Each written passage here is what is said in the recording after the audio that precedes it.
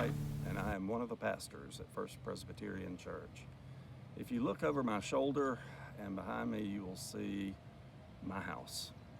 It's a great house. We've been in it for 17 years and have enjoyed it very much. It was a little bit crowded when we had 4 kids in there, but it's a wonderful asset to us and to our family. I want to show you another couple of houses. This first one is a house that our mission team encountered in the Dominican Republic. The folks in front of it owned that house and lived in it, and they were so proud of it. It was their pride and joy.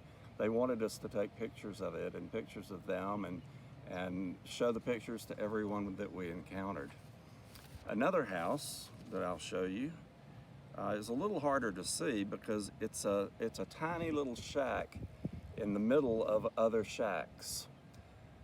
This was in Belize when our mission team went to Belize, and a man with cancer lived in that house, and the hospice nurse wanted us to go by and pray with him, and so we did. I'll never forget, he had a rug with a picture of Elvis on it hanging on the wall over his bed. Our mission team thought, no matter where we go, we can't get away from Elvis.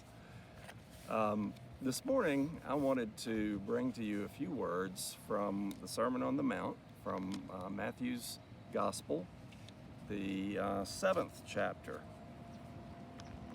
Jesus is talking to his hearers now about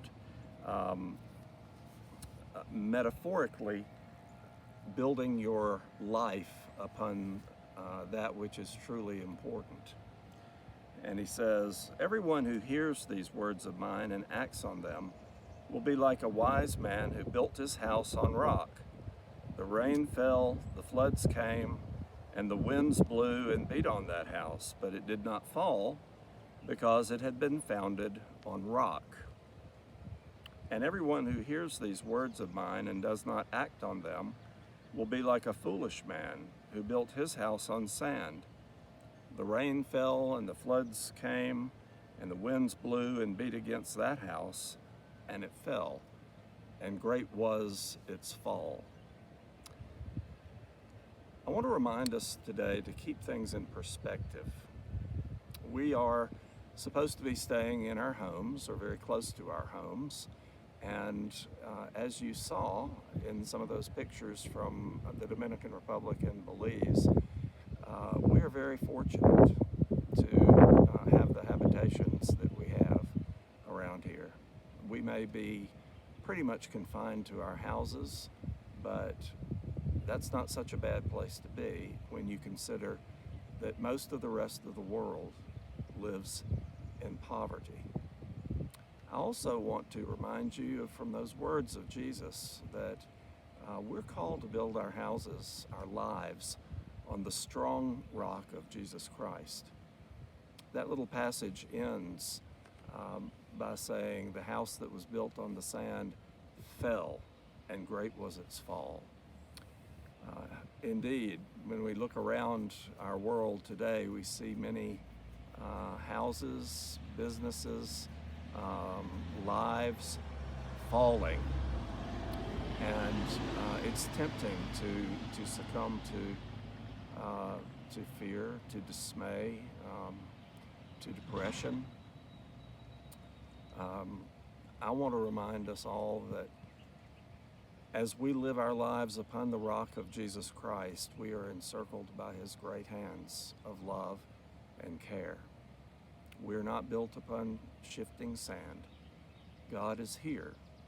God has always been here, and God will always be with us.